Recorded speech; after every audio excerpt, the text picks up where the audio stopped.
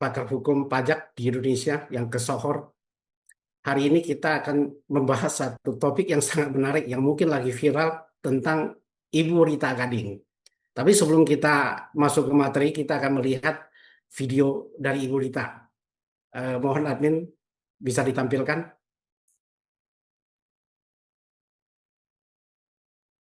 Tadi saya berdebat sama orang pajak itu. Dia tidak bisa memberikan penjelasan sedemikian rupa dengan apa yang menjadi pertanyaan saya. Heran, orang pajak tapi nggak ngerti bagaimana cara menjawab pertanyaan saya. Hah? Saya tanya sama dia, pendapatan dari mana Anda menghitung sampai sekian ratus juta? Saya tanya itu. Dia nggak tahu, guys. Dia tidak bisa menjelaskan hal itu. Heran, tau nggak? Dia itu hanya menjatuhkan mental masyarakat agar masyarakat tanpa disadari membayar kepada dia. Heran saya. Harusnya kalian itu memberikan edukasi publik. Karena apa? Karena masyarakat tidak semuanya pintar. Harusnya Anda kasih tahu bagaimana cara memberikan laporan pajak, pendapatan penghasilannya seperti apa, dan sebagainya. Harusnya Anda kasih tahu. Itu namanya edukasi publik. Supaya masyarakat paham. Ngerti? Heran saya. Ini orang pegawai pajak atau apa ini? Debt collector. Bingung saya loh. Anda kebetulan bertemu dengan saya. Saya cecer kalian.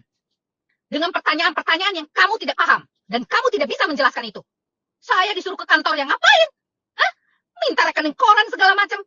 Saya bukan orang bodoh. Tapi saya sedikit mengerti. Sekalipun saya tidak tahu juga tentang pajak. Paham Anda? Bisa-bisanya kalian itu door to door untuk bayar pajak. Masyarakat awam yang tidak paham tentang pajak. Anda cecer pajaknya. Kalian paham nggak sih? Kalian tahu kalau masyarakat itu tidak bekerja. Hah? Jangan hanya Anda melihat dari pembayaran pajaknya saja. Harus kasih tahu dulu dong, letak dari mana pendapatan itu.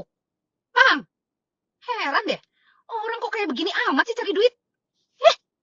Setuju nggak guys? Harus diapain nih pajak nih? Aneh, tahu nggak?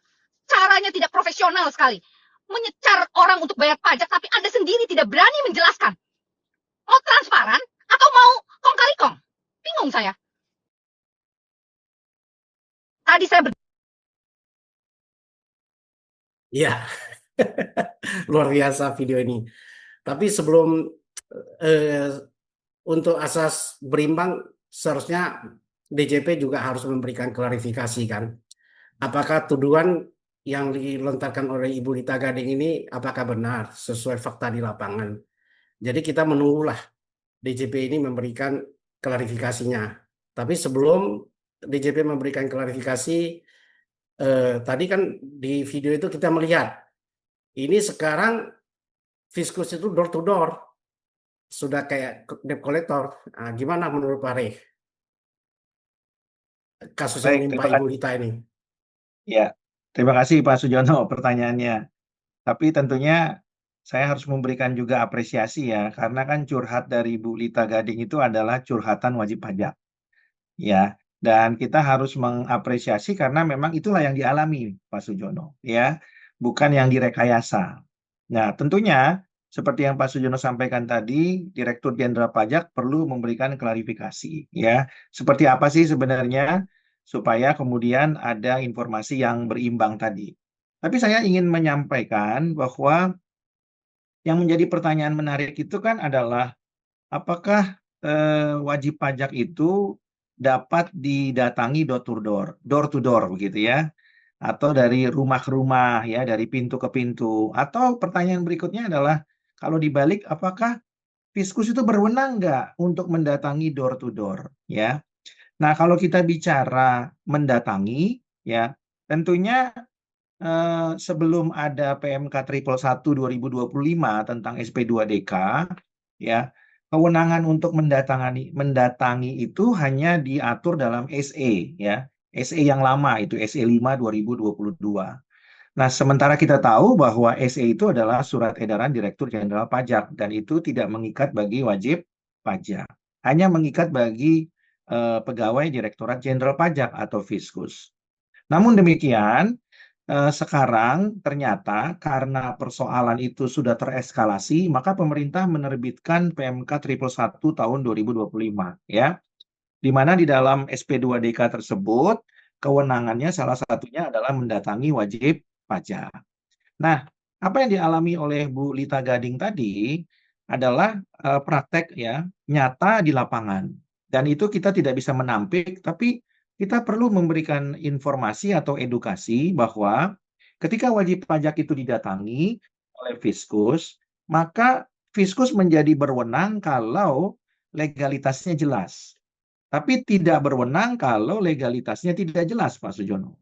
Ya, di dalam PMK tersebut, mereka boleh mendatangi dengan catatan mereka mendatanginya dengan legalitas, misalnya dengan menunjukkan atau memberitahukan serta memperlihatkan surat tugasnya, berikut juga dengan tanda pengenalnya.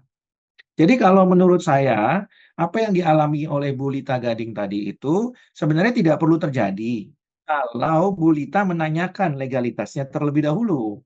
Ya, kalau ternyata tidak ada legalitasnya, berarti kan Fiskusnya harus pulang Pak Sujono ke kantornya, begitu ya. Apakah Fiskusnya pakai baju seragam atau baju bebas, yang pasti tidak mungkin ada komunikasi atau interaksi lebih lanjut dengan Bu Lita Gading. Kalau dari sejak awal sudah ditanyakan mana legalitasnya, mana surat tugasnya, mana tanda pengenalnya, sehingga kita tahu ini datang dari KPP mana, ya. Dan pasti tidak mungkin datang dari Kanwil atau kantor pusat, Pak Sujono. Pasti datangnya dari KPP, ya. Nah, dengan demikian, apa yang dilakukan oleh Fiskus ini kan tidak kucing-kucingan gitu ya, alias gelap gitu ya. Tapi kan harus terang, ya. Karena menurut saya, kalaupun mereka hadir, mereka bukan dalam konteks untuk menghakimi. Oh, ibu punya utang pajak sekian. Bukan. Dia dalam konteks datang untuk mencari informasi. Ya, bukan dalam konteks menakut-nakuti. Ya, bukan dalam konteks untuk membuat wajib pajak itu merasa terintimidasi, Pak Sujono. Ya, apalagi sudah mengungkapkan bahwa ada pajak terutang, ya, ada ini, ada itu, begitu ya. Oh, ada PPH, ada PPN, seharusnya ada ini, ada itu, dan nilainya besar. Bahkan ada juga dugaan, indikasi ini Pak Sujono ya, ada indikasi juga Fiskus itu bahkan sudah sampai kepada tahapan di mana, wah ini ranah pidana begitu ya. Nah ini terlalu prematur begitu ya, karena konteks mendatangi itu sebenarnya mencari informasi, bukan menghakimi. Ya. Nah, kalau kemudian konteksnya sudah sampai kepada menghakimi, apalagi menakut-nakuti adanya tanda petik ya, dugaan unsur pidana, menurut saya juga itu terlalu berlebihan, ya, terlalu prematur, ya. Apalagi tidak bisa dibuktikan legalitasnya, Pak Sujono. Kalau bisa dibuktikan legalitasnya saja itu masih berlebihan dan prematur, apalagi tidak bisa dibuktikan, ya. Nah, jadi yang saya mau sampaikan kepada masyarakat, mereka berwenang untuk mendatangi, untuk mencari informasi. Nah, setelah mereka dapat informasi, biasanya mereka mengundang, kan begitu ya.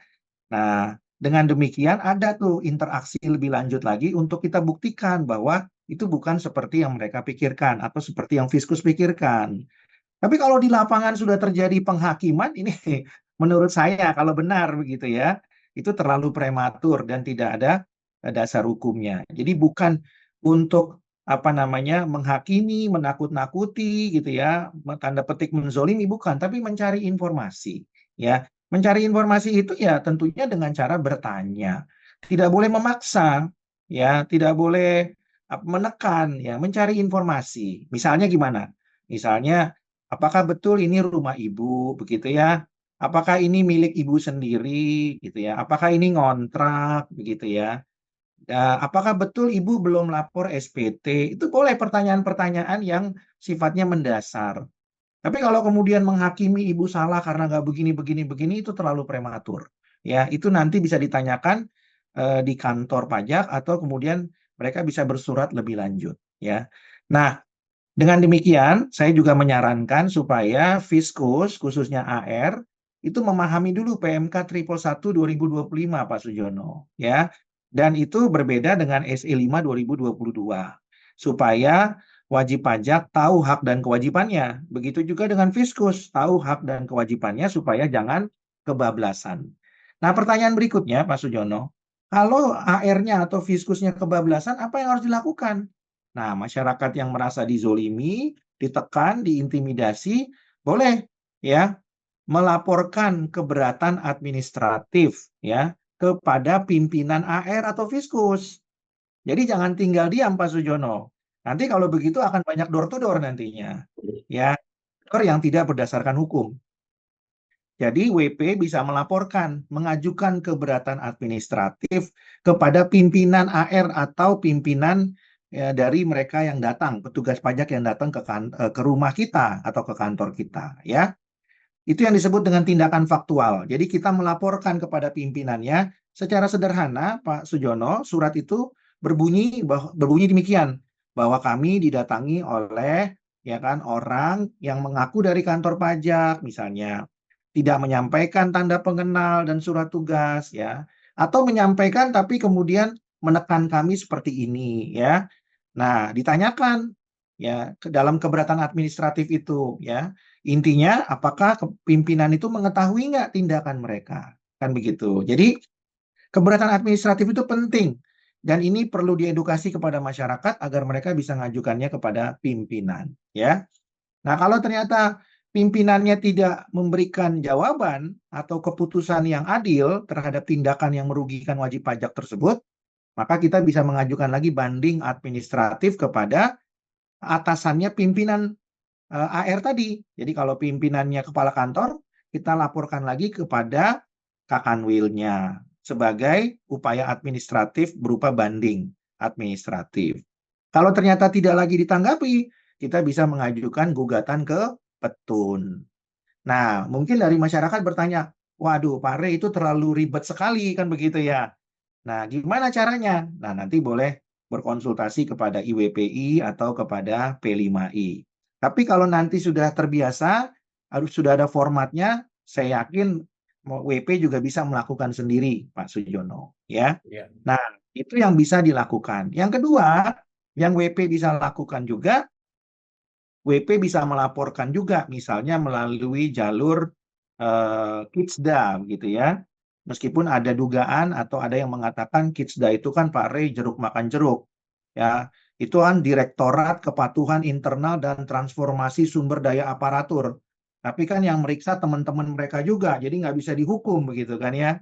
Nah, mungkin bisa benar, tapi paling tidak laporan itu bisa disampaikan dan bisa dikawal secara terbuka ya, bisa dikawal secara viral oleh IWPI.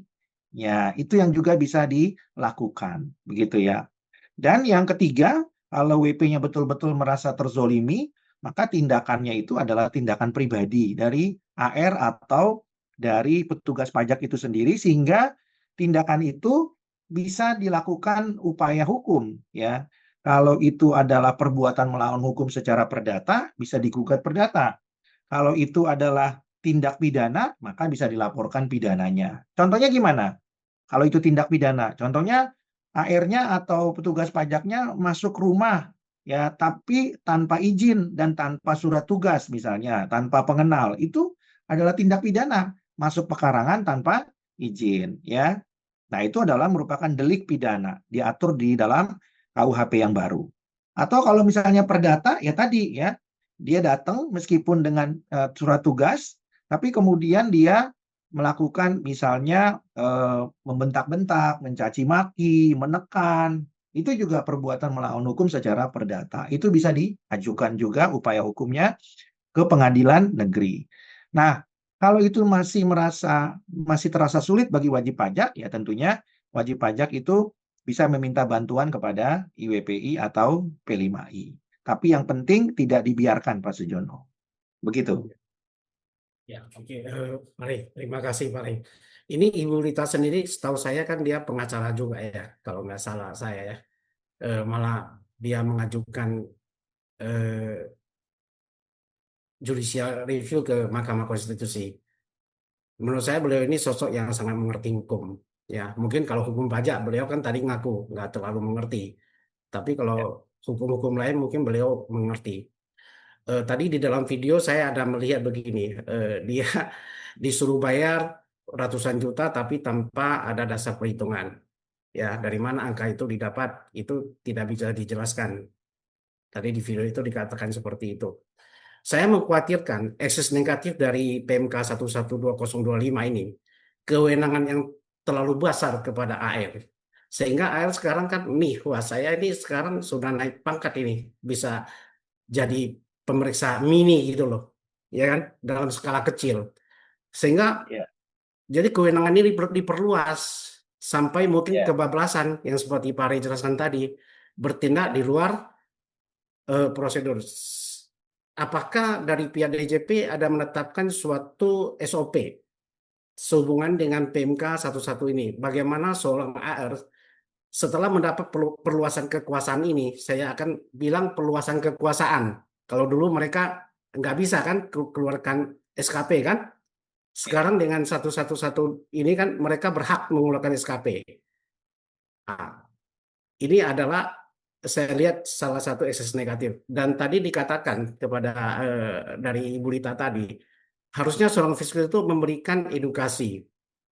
Berarti saya melihat piagam wajib pajak chapter yang diterbitkan 2024 ada 8 poin hak dan kewajiban wajib pajak.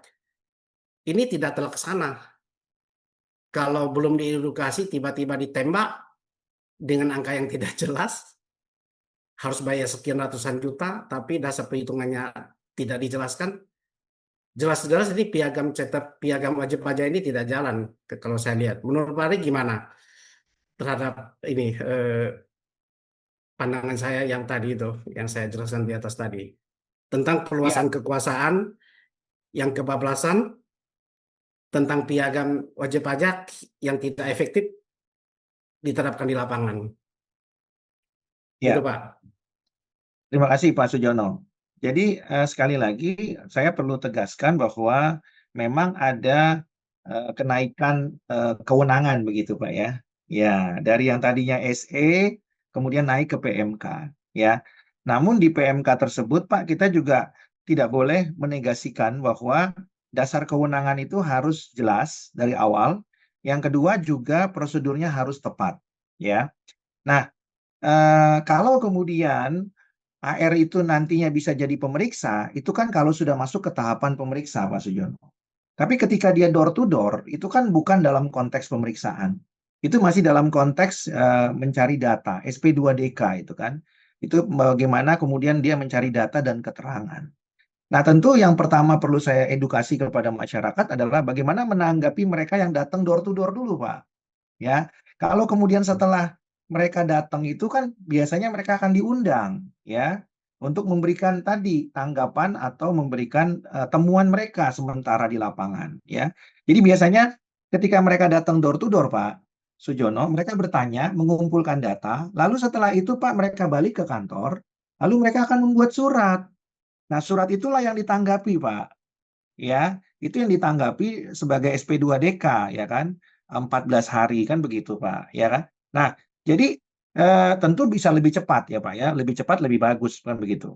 Nah, surat itu yang kemudian jadi dasar Pak, kenapa kemudian menurut Fiskus itu ada kurang bayar atau mungkin ada yang belum dilaporkan kan begitu Pak. Nah, jadi tidak mungkin AR itu datang langsung memberikan penghukuman atau penghakiman gitu loh Pak ya.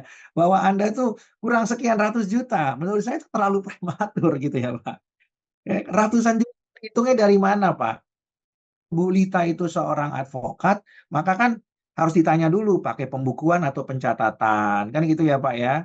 Kalau pakai pencatatan berarti normanya 50%. Nah, kalau begitu kan hitung dulu kan omsetnya bagaimana. Kan nggak mungkin Pak langsung tiba-tiba dapat ratusan juta. Kan dari mana gitu ya Pak. Tapi kalau dia seorang advokat dengan badan, misalnya firma, persekutuan perdata, CV, PT, seperti yang dilakukan banyak konsultan pajak juga, kan itu artinya kan dia dengan pembukuan. Kalau dengan pembukuan kan harus dibuktikan dulu dong ya pembukuannya. Harus diperiksa dulu, minta dokumen dulu Pak Sujono. Kan nggak mungkin bisa langsung ya. Jadi kalau sudah disebutkan angka ratusan juta, menurut saya ini terlalu prematur. Ya, ini terlalu dini begitu ya. Jadi tahapan-tahapan itu tidak dilalui. Jangankan tahapan pemeriksaan, Pak. Tahapan SP2DK saja masih terlalu prematur. Ya.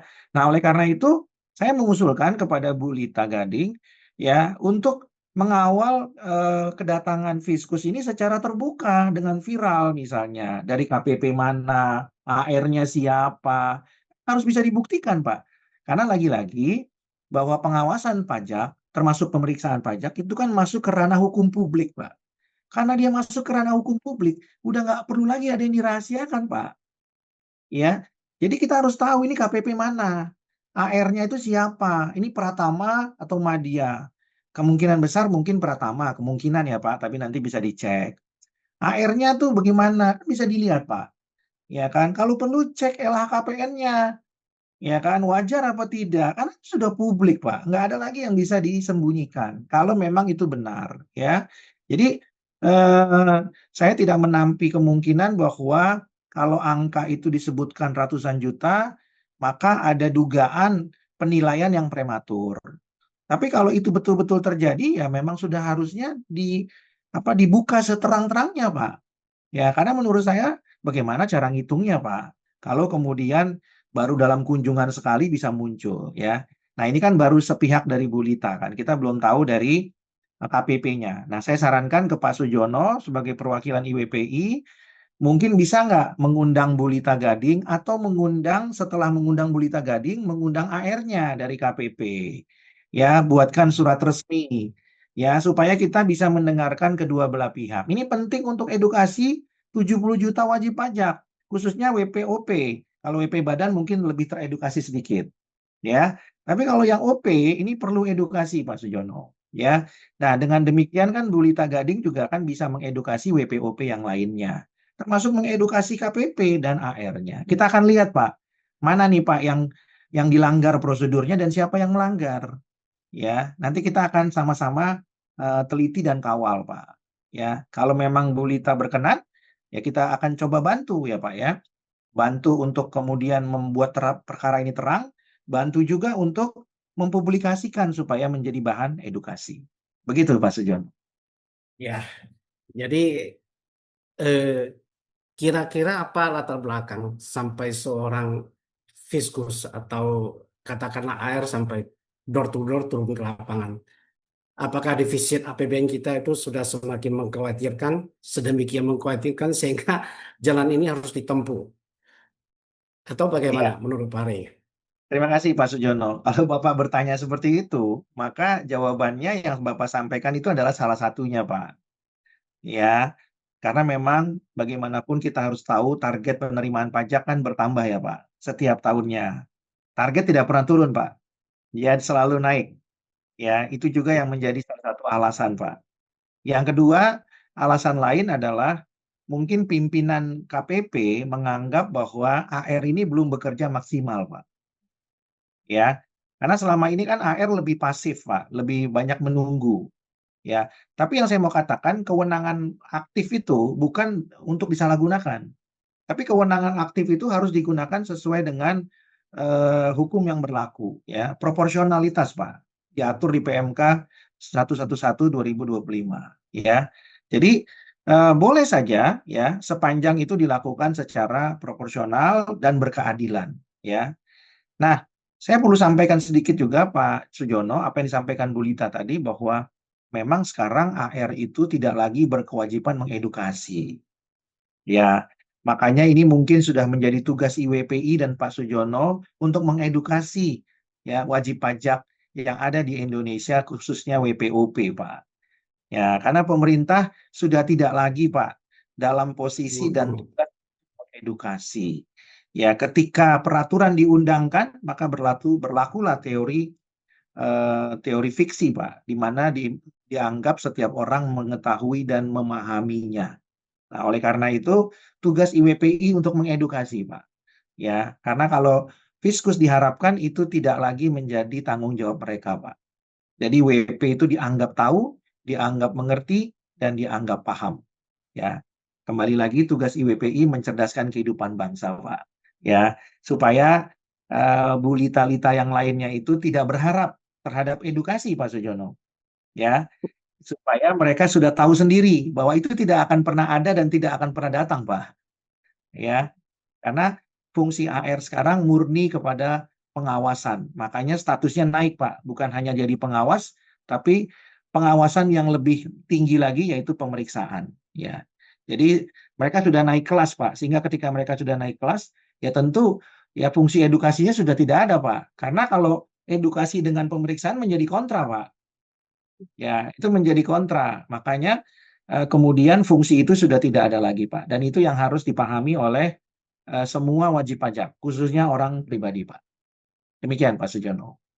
Ya, menarik sekali ini penjelasan dari Pak Rey. Jadi bagi netizen yang ingin memberikan komentar, bisa menulis di kolom komentar. Dan tak lupa saya sampaikan, Pak Rey ini akan mengadakan kuliah umum ya. Mungkin Pak Rey bisa jelaskan Pak Rey tentang kuliah umum kepada masyarakat. Bagian dari edukasi yang Pak Rey sebutkan tadi. Silakan Pak Rey. Terima kasih Pak Sujono. Jadi kembali lagi rekan-rekan wajib pajak ya, apabila rekan-rekan ingin terus menambah pengetahuan di bidang perpajakan, baik akuntansi pajak, administrasi pajak, hukum pajak, silakan rekan-rekan bisa mengikuti webinar atau seminar ya di P5I dan juga mengikuti kuliah umum yang saya berikan di beberapa kampus ya. Nah, saya pernah memberikan juga beberapa kuliah umum ya di kampus-kampus yang lain termasuk di Universitas Brawijaya, Universitas Sumatera Utara, dan nantinya berikutnya 12 Juni 2026 rencananya saya akan memberikan kuliah umum di Universitas Tarumanegara. Jadi kalau nantinya itu akan diliput melalui YouTube, ya rekan-rekan netizen juga boleh mengikuti Pak Sujono ya melalui YouTube ya kuliah umum tersebut dan tentunya juga bisa bertanya kan melalui komen YouTube ya. Sehingga wajib pajak bisa mendapatkan informasi update terakhir mengenai pengetahuan di bidang perpajakan. Dan kebetulan yang mengundang saya adalah Fakultas Hukum, ya Universitas Tarumanegara. Jadi nanti rekan-rekan wajib pajak bisa memahami lebih dalam mengenai hukum pajak. Demikian, Pak Sujono. Apakah kuliah hukum ini berlaku untuk umum atau hanya untuk mahasiswa di Untar? Kalau misalnya ada netizen yang ingin hadir di lokasi, Pak. Ya, sepengetahuan saya, Pak, saya diminta hadirnya on-site ya, Pak, di auditorium. Kan begitu. Tapi biasanya kalau di auditorium itu kan, Pak, diliput, Pak, melalui YouTube live. Ya. Nah, jadi kalau diliput di YouTube live itu kan bisa diikuti ya, Pak, oleh setiap orang. Ya, bisa mengikuti kuliah umumnya dan bisa bertanya juga, Pak, di situ. Jam berapa, Ya. Pak, itu? Rencananya itu akan dari pagi, Pak, sampai dengan sore, Pak. Oh, Gitu ya. seharian ya Nah, berarti jadi ya. betul, Pak. Jadi nanti informasi lebih lengkapnya silakan lihat nanti di flyer ada di IWPI, ada di P5I juga, Pak. Oke, Begitu ya. siap. Oke, baik. Terima kasih, Pak Rey, atas pencerahan hari ini. Sampai jumpa. Salam sehat untuk kita semua. Terima kasih. Terima kasih, Pak Jono.